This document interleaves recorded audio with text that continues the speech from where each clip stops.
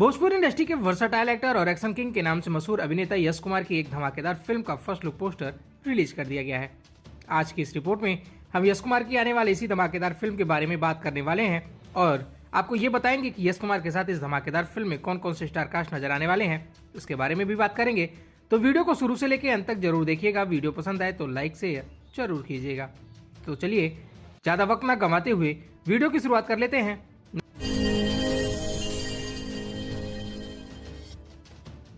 नमस्कार दोस्तों, मैं हूं आपका होस्ट और दोस्त राजीव पांडे और आप देख रहे हैं भोजपुरी प्लेनेट।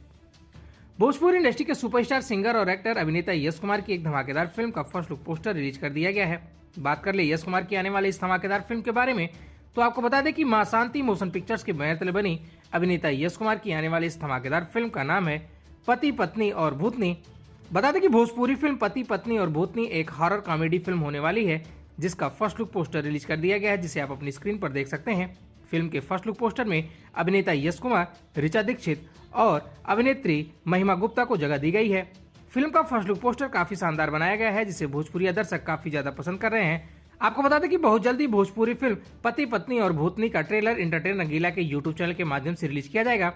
फिलहाल अभी इस धमाकेदार फिल्म का फर्स्ट लुक पोस्टर रिलीज कर दिया गया है।